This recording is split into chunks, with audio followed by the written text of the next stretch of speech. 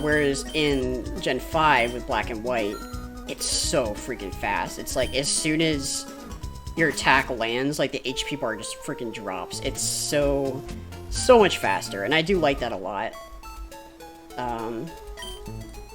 But it's kind of a funny contrast, because they're like, alright, we heard you, and they just, like, turn it up to 11 with the speed of the game. Gen 4, yeah, Gen 4 was pretty nostalgic for me. That was, like, a high school time, so it was kind of a weird time for Pokemon. Or no, that was in middle school, I think. Yeah, that would make more sense. Because I remember... Because I used to be obsessed when the new Pokemon came out. Also, let's see what we get here for something new. Whereas I would print out, like, the Cerebi, like, charts and stuff. Oh, wow. That's interesting. Oh, okay, that makes sense now. Because they're replacing... It's probably a Pokemon you could encounter back in, you know, the other routes. Man, I don't want another water type, though. I mean, it's an ice type, sure. I guess I might as well nah. I think this, these three will be enough to challenge the gym. But yeah, I would print out the Cerebi Pokemon charts and, like, show everyone, and some of my friends were like, oh, cool, you know, whatever. And others were like, yeah, dude, Pokemon's for children. Like, we are children, we're in middle school. But, and then Gen 5, I don't remember, like, that time period a lot, to be honest. Like, I remember a lot of Gen 5, but that one was a one I remember definitely no one played besides me, because it was kind of, at that point, we probably were, like, in high school or something. And Gen 5 took some really, really interesting, like, risks.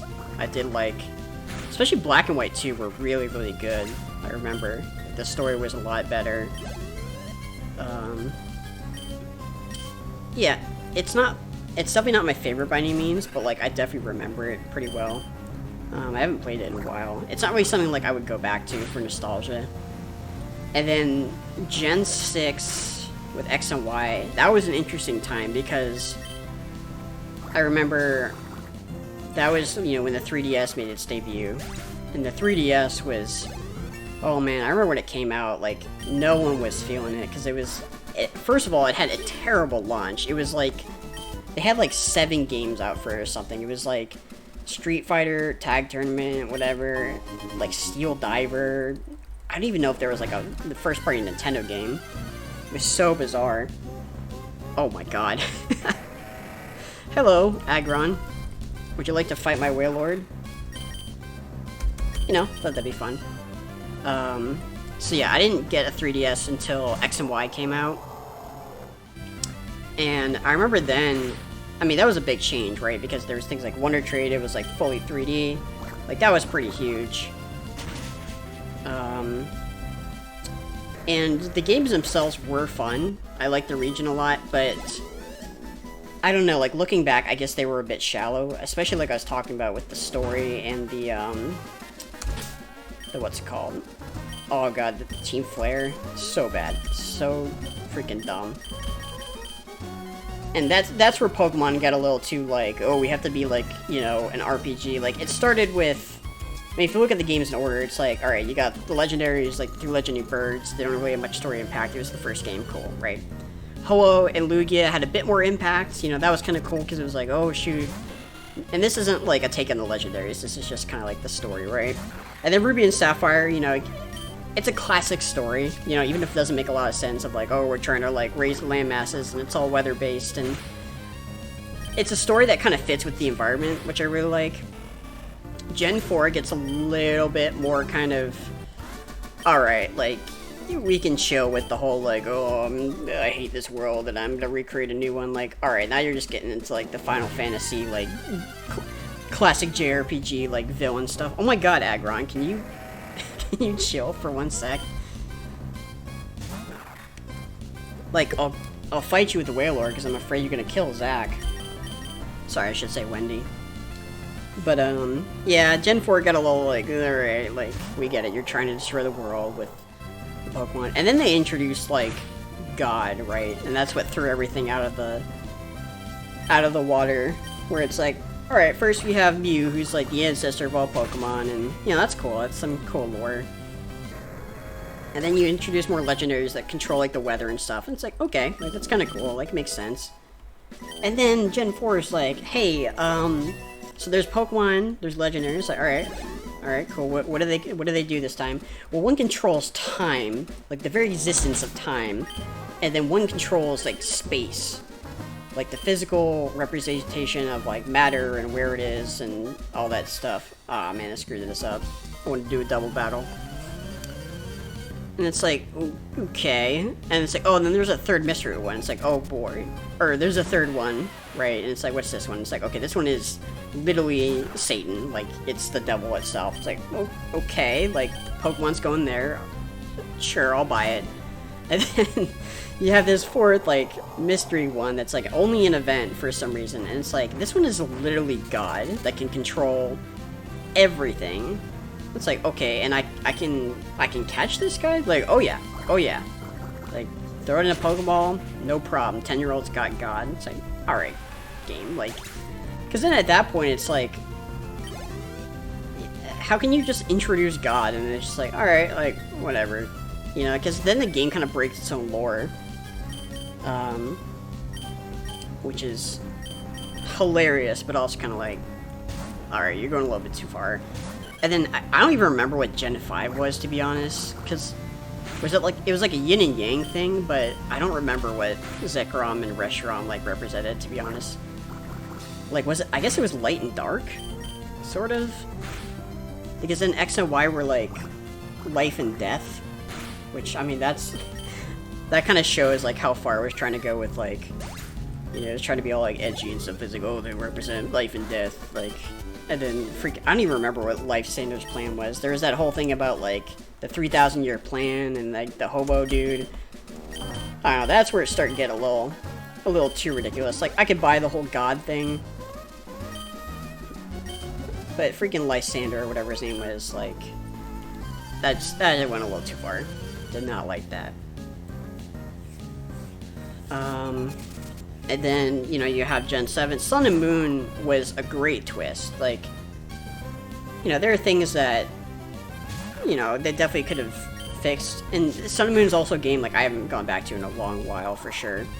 But for what it did differently, like, I really appreciate that. Because that was a good break. You know, it was a fun region. And, you know, it was like a good, fun little story of, like, the origin of the Elite Four and all that stuff. Like, that was cool. It was really cool. And then, we're not even going to talk about freaking Delta, Sun, or Moon, or whatever, because those were just so bad. So bad.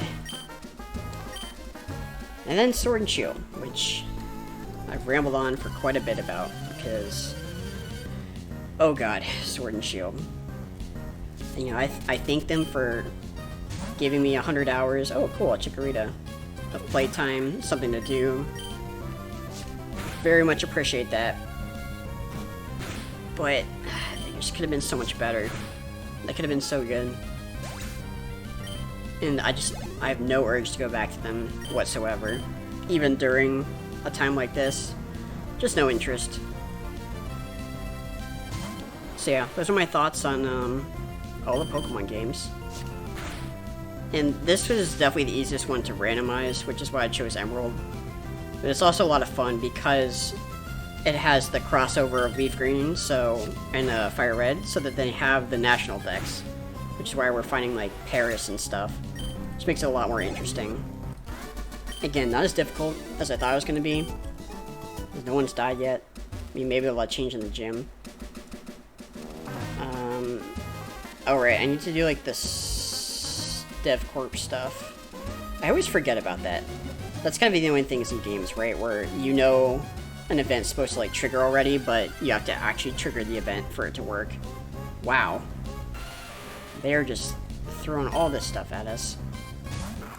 Again, I love to capture these, but I'm going to stick to the rule just because we can't have Rhydon and Aggron straight off the bat. It just wouldn't be that interesting. I guess in this case, I should just go ahead and fight the gym. Because with the rules of Nuzlocke, I can't really capture any more Pokemon anyway. And we have a good spread. I mean, we know it's not going to be all rock types. So, we'll see how we do here. And this is all one recording, so, like, I'll probably chop this up if it's too long. And maybe do it in parts. Part 1 will be the first gym, etc. Yeah, but let's get into it.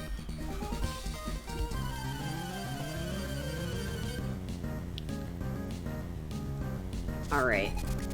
Alright, youngster Josh. And maybe I'll do like a no-heal challenge. Or something, I don't know. Krabby, that's pretty cool.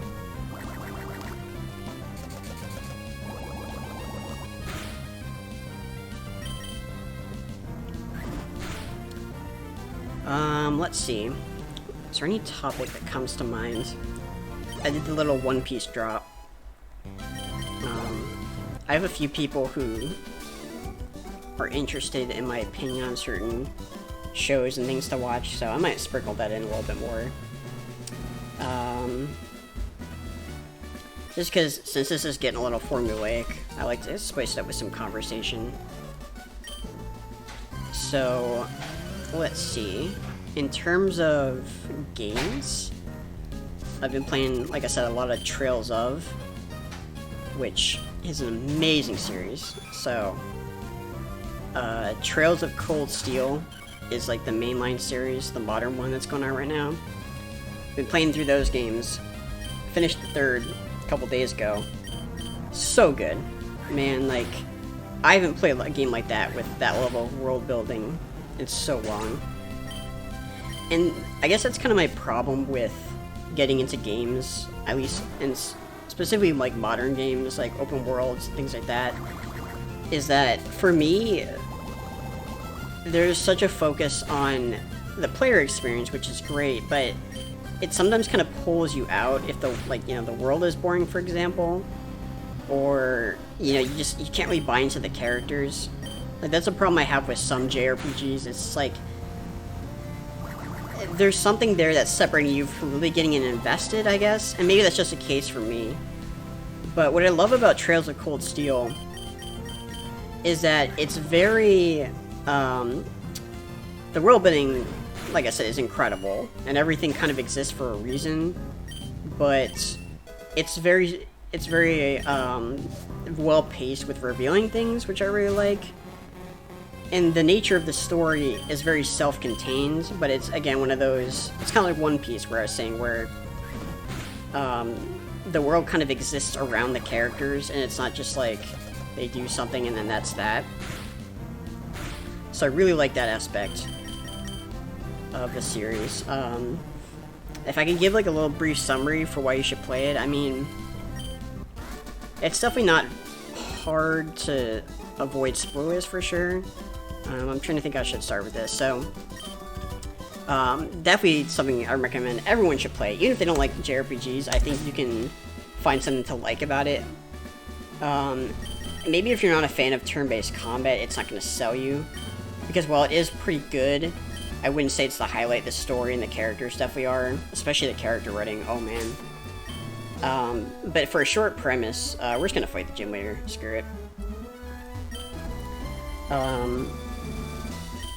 And I might actually wait till this is done, because I should probably focus on this, because we could get wiped out here.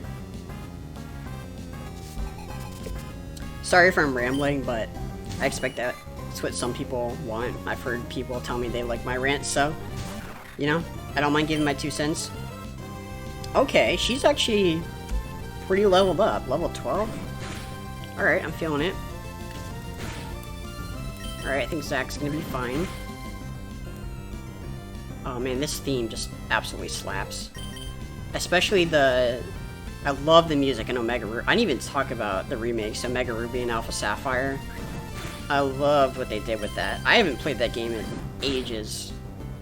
But man, like, the remixes they did were so good. Alright. Not too shabby. My boy Zach.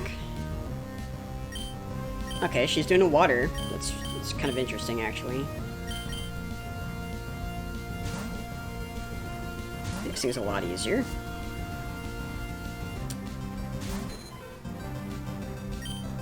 I guess this won't be as hard as I thought. Okay, so real quick, Trails of Cold Steel. So it's a JRPG series. I mean, you got your team-based combat, fantasy setting. It's a little more tame, I think, than some, like, bombastic, like, fantasy world. So it takes place in kind of a European-esque country called Erebonia, right? It's this huge continent. The continent's called, like, Zemuria or whatever.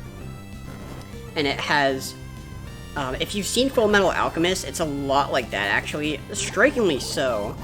I kind of wonder how much they, like, were inspired from it, because there's, like, the center city called Erebonia, which is just, like, a mestris. It's, like, a military country.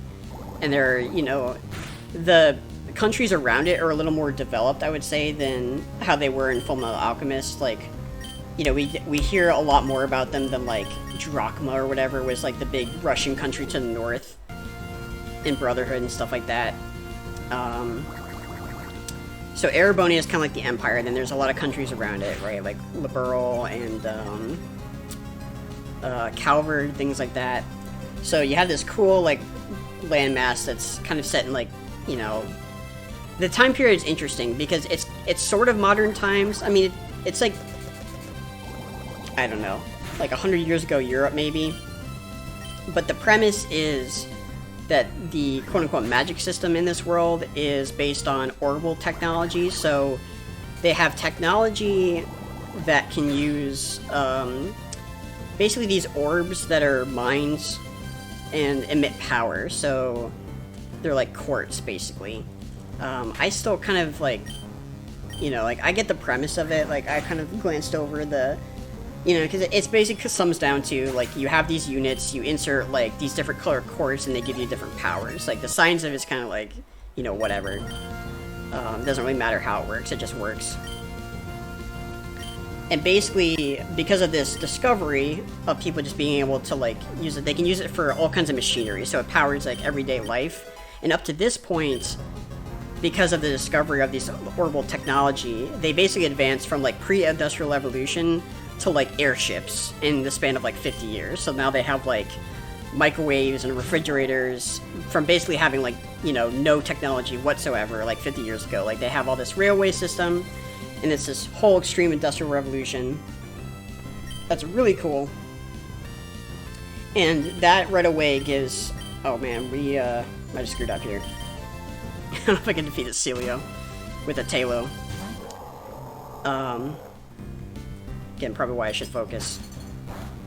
Hell yeah. And right away, that's super interesting, right? Because that presents this really cool political system that's super based on military, because now these guys have, you know, tanks and airships, and all these countries are kind of, you know, fighting for control.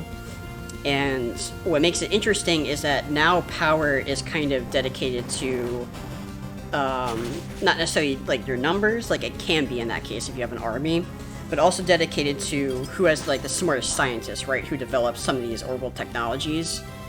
So, you know, even if you're a relatively small nation, if you have, like, good scientists working on stuff, you can have powerful weapons, basically. Also, thank you, Wendy, for that critical hit. That was amazing. You almost died there. See, that was actually kind of a challenge. I like that. Yeah, so technology develops really quickly, and you have all these countries kind of, like, fighting to, like, you know, like, not get controlled by Erebonia, which is, like, the Empire, right? So, right away you have this really cool premise, and the main game takes place at a military academy where you play as Class 7. So, Class 7, a bunch of high school students, you know, nothing new there. But the point is, there's a class system in Erebonia, right, of nobles and commoners. And the school is split into two, but the idea of Class 7... Oh, cool, the TM is the same. Is that it's made up of commoners and nobles in order to kind of broaden the spectrum of how they see the world and how they can help out. And the whole point of Class 7 is to kind of help out the world and give them, you know, an unbiased look at how they can change, like, society. So the whole system, or the whole school motto is, "Arise, O youth, and become the foundation of the world." So there's this whole thing about, you know, like, you guys are gonna grow up, and I mean, it's a good message, I think, at this time, too, because, you know, it's like the young people have to rise up and change the world. You know, it's a great message for that, especially during right now. And the first game starts off, you know, you're in the school, you're kind of, it has a classic like Persona, like building relationships and things like that. But what's cool about it is that it has a really, really great idea for the pacing of exploring the world. So you go on these like field studies basically, where you explore different parts of the world, and that's how you learn about the whole infrastructure of the entire continent, which is super interesting because every place you go to is like, okay, these guys are ruled by this, you know, noble, and like, again, the world building is just indescribable how interconnected it is, and like they specialize in this, and these are the people who control these parts, and you know, there's all these different units. Like there's the Bracer Guild, which are kind of like your classic like police force where people hire them to like, you know, help out the townspeople and things like that. And then there's like the Jaegers, which are like military, or they're like swords for hire basically, where they'll like, you know, they'll do anything for a buck. So you have all these. Oh my god. Really? Freaking Aerodactyl? God damn. Anyway, so you have all these different factions of all these different areas, and every time they go there, they have some relation to one of the Class 7 members. Like they're, for example, Eustace, for example, is like, he's the son of one of the 4 great houses. Ooh, that would be nice to capture. Primate. I don't want to kill it, but maybe a quick attack will be fine. Yeah, so for example, they go to one place where it's ruled by Eustace's father, right? And, you know, it's ruled by nobles, and then they get their perspective of how to help out the people. And so the game smartly has a system, right, where it divides itself between, you know, you do the school stuff, you build the relations with the characters, so you get to learn about who they are, why they're in Class 7, all that stuff. And speaking of, like, every single character, even the side characters have really, like, well thought out, like, interests and plots, and, like, they all do a certain club because they want to. And every student you talk to, every teacher is just, like, you get to know them and really like them. And then you build your relationship even more when you go out to the field studies, right? Where you get to learn about, you know, their family or why they're there.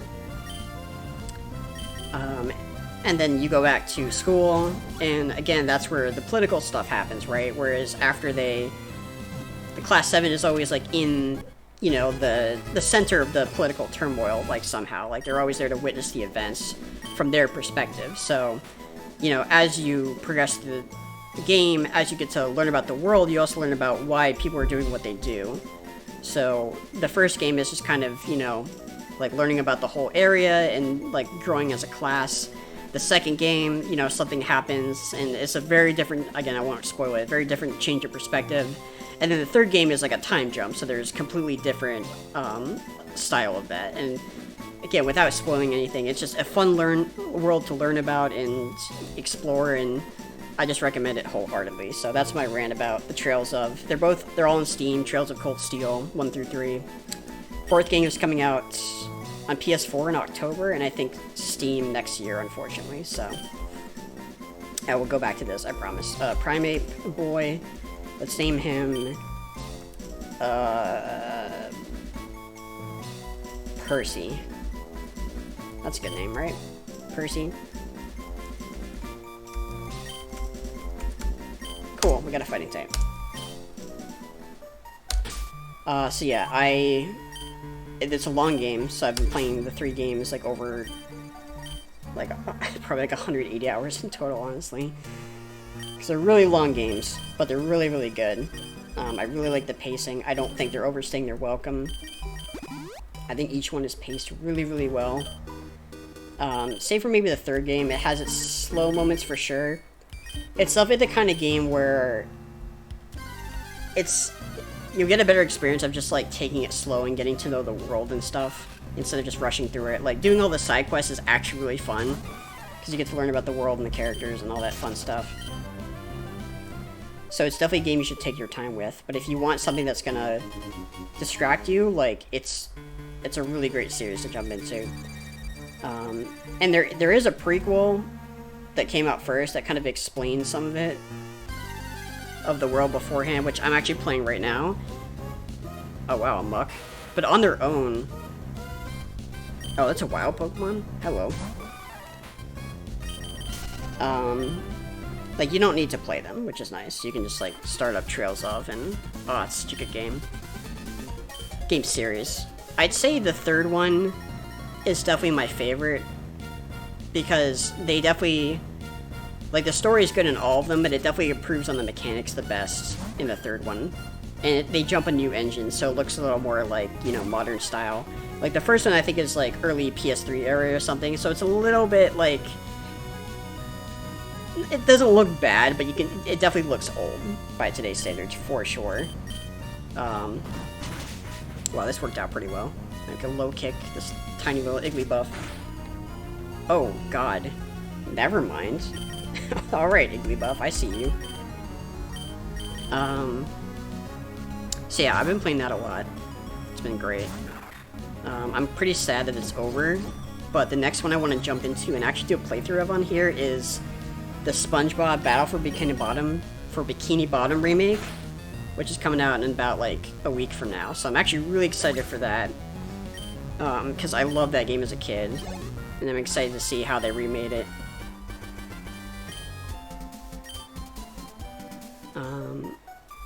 This actually might be a good place to jump a new episode, so I think I'm going to save here,